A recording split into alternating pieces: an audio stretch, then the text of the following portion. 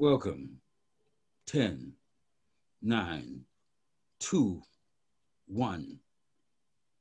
Now that we've come to the end of the road, and I can't hold back. Jude Kelly, Michael Solomon, we've come to the end of the road. Raptors were just eliminated 92-87 in the bubble in a horrendous game. We've criticized the coach. We've criticized Marc Gasol. We've criticized Siakam. We've laid criticisms mostly at those three folks in the game. The coach, in terms of his reluctance to use his bench, ride his starters into the ground in a latter-day assistant coach, Casey. What went wrong, Michael? I ain't going to ask Jude because he's going to defer to you. So, Michael, what went wrong tonight, man? We're out of the game. You know, we got off on a bad foot. We got off with Marc in the game. And as usual, he didn't bring much to the game right off the bat. And he stayed with them too long. He should have been making some quicker substitutions, you know. He was on his game last game. He wasn't on his game. He wasn't that involved, it seemed. They weren't doing anything extraordinary. You know, the same old. Our starters they're tired. We need those young guys to be coming in and giving us a break. I think it all broke down. It broke down before the start of this series. You know. How do you mean? Before the start of this series? Using the young guys earlier. And then as we get into this more advanced series, they're hype. They're oil. Yeah. Then it's ready to go. You know, it messes with the chemistry. So it was a whole lot of bad chemistry happening out there, you know. Jude, not being able to move well in the key, moving so slow and deliberate, making his turnovers. They were out of the sync at the wrong time. Yeah, I agree with Michael's assessment. We went with an 8-9 deep rotation all year and up to the Brooklyn series, but suddenly this one here we shortened it to 6-7. I thought Matt Thomas came out there and provided good energy. Yeah, he didn't see the court second half. I didn't understand that. But let's place the blame where it should, or I feel it should, and that's turnovers. We were sloppy with the ball. We had 18 turnovers.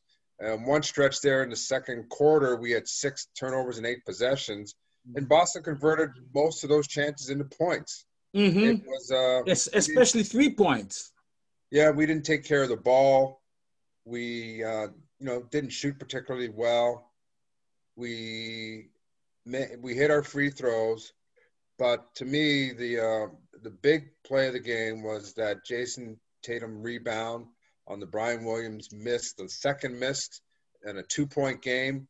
Norm Powell forgot to block his man out, and Tatum went right around him and got fouled. And now it's a 4-point game. And anyways, it was. I thought that was the key moment because had we got that rebound, we could have went down and tied with about 30 seconds left, and anything could have happened. But once Tatum got fouled, he hit 2. Now we're scrambling, and it's essentially we needed another miracle like Game 3, but it didn't happen.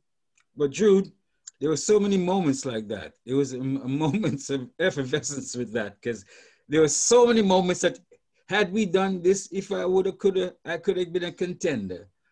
Moments. Yeah, true. And Siakam again, as we've been saying all series. Didn't come through. I mean, his scoring average during the regular season, 23.7 a game. I think in this series here, he averaged just over 16. Tonight, 13 points. You got to have your stars produce. I was listening to the American broadcast on TNT, and one of the analysts said that it's evident that Toronto is a talented team. Toronto has got some athletic and some good players, but we don't have that guy.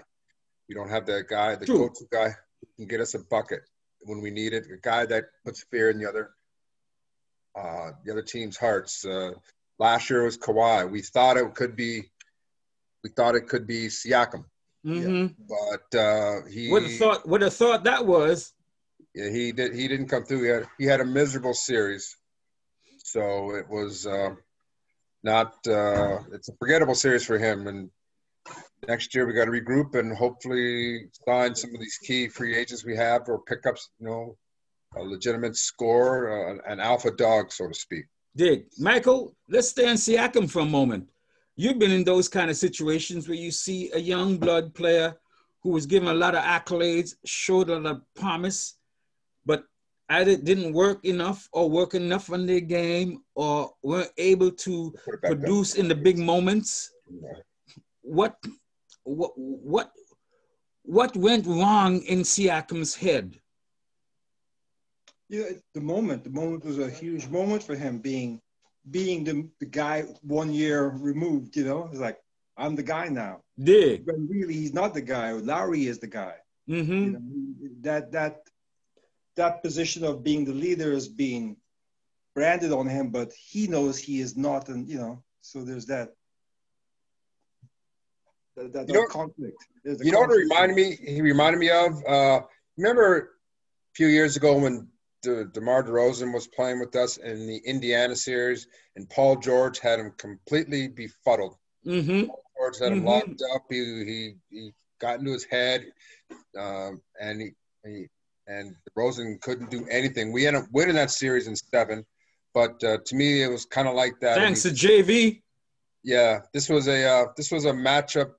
This team obviously had Siakam's number, and I think going forward, other teams are going to look to see how Boston played him and employ the same strategy. So he's got to expand his game. He's got to develop a mid-range jumper. He's got to develop a pull-up jumper. He's got to, work on his threes, and he's got to probably get stronger. Yeah, because he's a bit of a lanky guy, though, Michael, really. Oh, yeah, he's long. He's very long. But today, it seems like he got worn down in this series. His moves were so deliberate in the key. Yes. I could read that shit from the way at Eglinton and Oakwood here in Toronto. Oh, my goodness. So there was nobody that was sparking us. We were just waiting for Lowry to do his thing, That's what it felt like. And Kyle looked a bit tired at times. Kyle gave us some energy, too. Kyle come in. Yeah. Not enough scoring threats on the floor. Yeah, because they tried to give the starters some rests, but not enough rest. And it was clear that there wasn't any trust in Night Nurse Nick in his bench tonight. Because Michael, Jude, I know both of you might agree with me.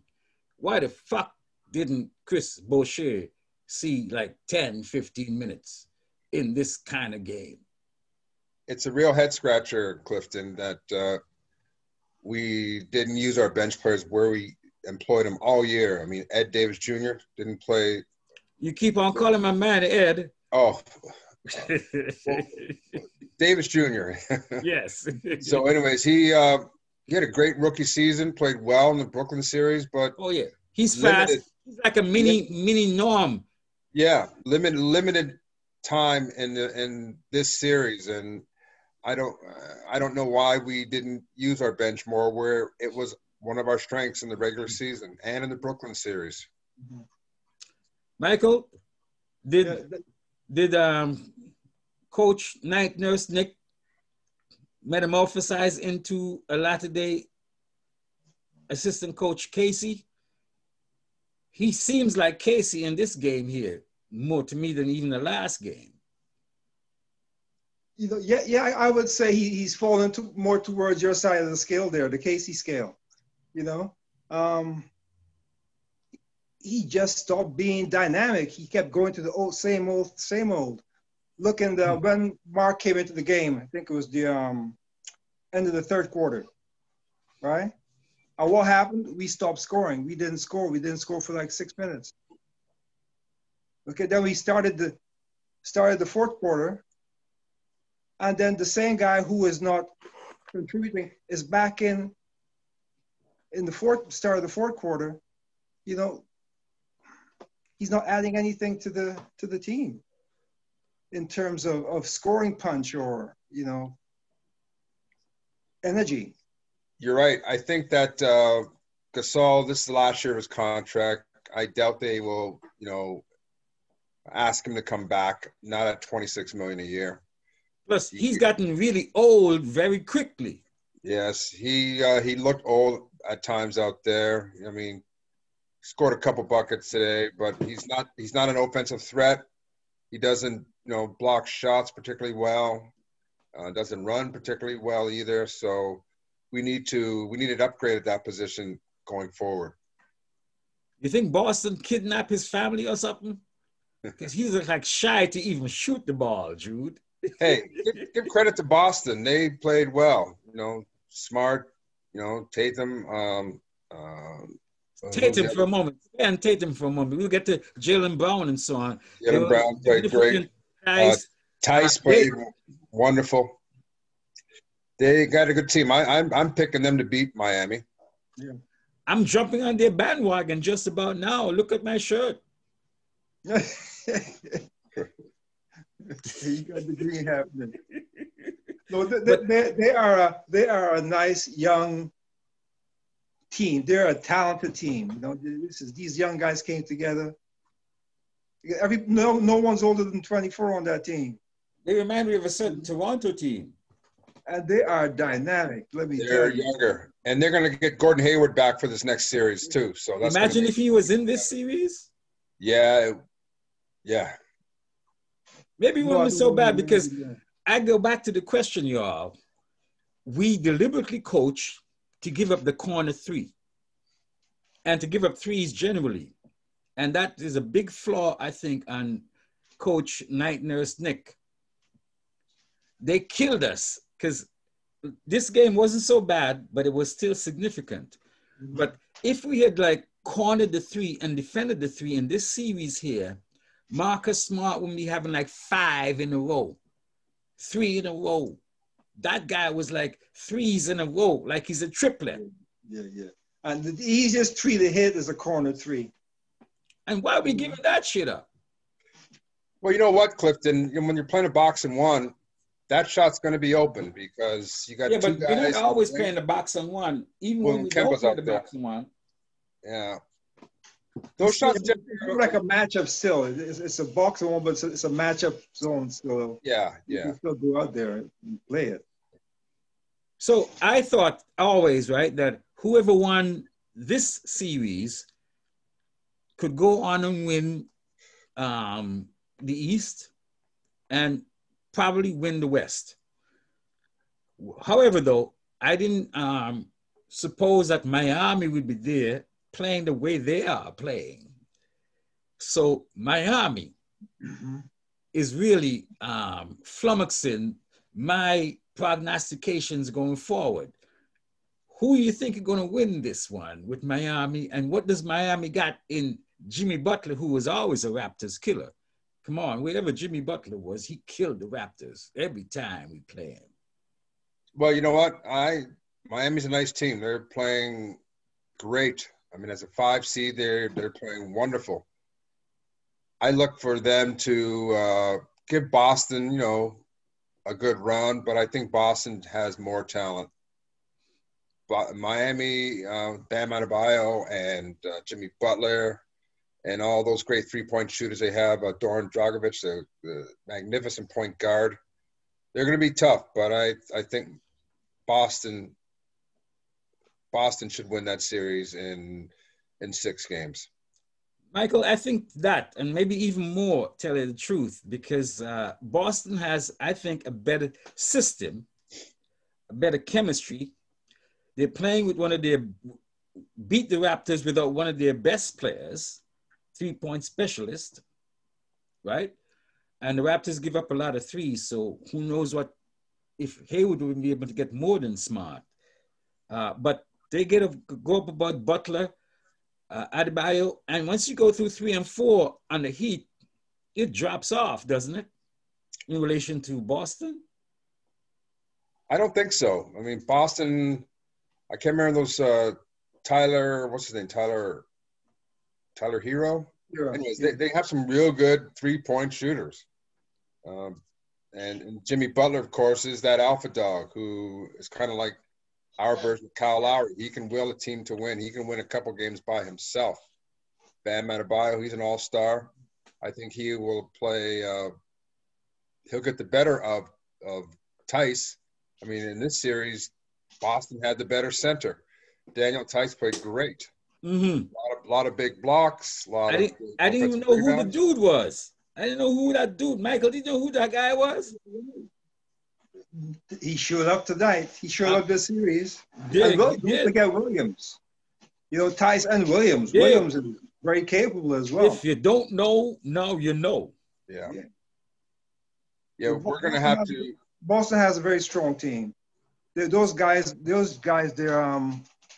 it's a nice mix of youth and age, you know. Miami being the older team, more experienced team, and Boston being the young team with all these talented youth who can play well together, who have good chemistry. It's going to be, I'll say Boston in 6. Yeah, you know what? Boston's going to be tough to beat in the East for many years to come. Mm-hmm. I'm telling you, they're stacked. You look at next year with Brooklyn getting, full, its full team back with Kyrie Irving and Kevin Durant. They're going to be formidable. Yes, the East is going to be bad next year. Yeah, super bad. Philly, of course, is good. Boston. The Raptors will be a playoff team, but to be a championship team, we're going to need to add some more pieces. We're going to make some moves. So let's talk about that too. And I also want to get to, if you can remind me, if I can just jump in here, that Danny Ainge, who was one of the first guys to play 3 sports at one point, right? 3. What was the third one? Baseball. Basketball and football. He played football too. Oh, yeah. I think. Okay. All right, I didn't know that. I didn't think he would be able to pull off Boston because he made some significant mistakes. Isaiah Thomas, Irving, and a whole bunch of stuff, right? Giving up this and that. But I don't know. I think Danny Ainge did some good moves. I mean, Isaiah Thomas had a great year there with the Celtics, and then they traded him. And Isaiah Thomas was never the same player after that. He bounced around a few teams. The Kyrie Irving, they let him go as a free agent, but then they got Kemba Walker, who is a better fit for the Celtics. So he's a real dynamic GM then, right? Well, he's made some good moves. They pick up Gordon Hayward as a free agent, where he was an all-star out at Utah before. He's done some good things. Which Masai is under the gun now, right? So, for instance, we got 3 free agents to deal with. Fred VanVleet, the Fleet. We got Ibaka, and we have Gasol. And Kyle Lowry. And Kyle. So okay, what do we do next year? Do we make a transition then? Because I think Fred can start. Ed Davis, Jude. Terrence Davis could back up. We got Norm. We got Siakam. We got OG. And we got a whole bunch of the bench, right? Yep. We just need people beyond Giannis. And all of the prognostications are saying that Giannis is considering, if he has to consider anybody, Toronto and Miami. Beyond Giannis, who could we get, or what do we need we need an alpha dog kind of thing, but very quickly. What's next year for us? I think next year we're going to look very different. The Raptors of next year aren't going to look, but they're going to look not too similar to this year's Raptors. Lots of trades and movements then. Jude? I think so. Yeah, we are going to look different next year. I think that, we have to sign VanVleet. I'm in favor of re-signing Ibaka for a short-term deal. The real dilemma is Kyle Lowry. I mean, he's still got some serviceable years We can left. sign him for 2 years. 2 years at what? Well, he's on a 1 year, $31 million contract. I don't think he's going to accept anything less than a 2 or 3 year deal for 50, 60 million. And whether we want to invest in that or maybe trade Kyle Lowry for a young point guard or a package, I don't know. He can work that's a very good idea there, Jude. A package. He could be worth a lot in terms of rebuilding, getting some really nice diamond in the rough, or a nice dynamic player coming out of the draft. Gentlemen, thank you so much. What do you have to say, final words, for how this season was and how we performed in the bubble and how it came to Game 7? We won 2 in a row twice. I would say Toronto, if you look at us, we overperformed this year.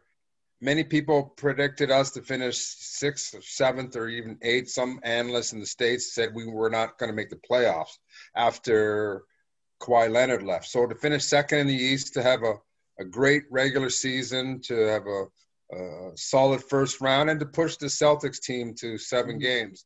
Yes. It shows a lot of the character of the franchise. But going forward, like Michael said, we're going to look different next year. Masai's got some tough decisions to make on who he re-signs, who he picks up, who he lets go, because there's going to probably be some hurt feelings, but it's a business. And we have to look to the future, and we need some pieces going forward to be competitive so that we can get into that Giannis sweepstakes if he becomes a free agent in 2021 after next season. Raptors lose 92-87, eliminated by the Boston Celtics, who move on to check out the Miami Heat in the Eastern Conference Finals. This has been the Clifton Joseph podcast with Jude Kelly and Michael Solomon, 2 old heads from back in the day and superstars in the game of basketball in Canada. Don't forget to like, subscribe, donate. We'll see you next time. See you guys. It's been fun. Right on, right on. Yeah, definitely.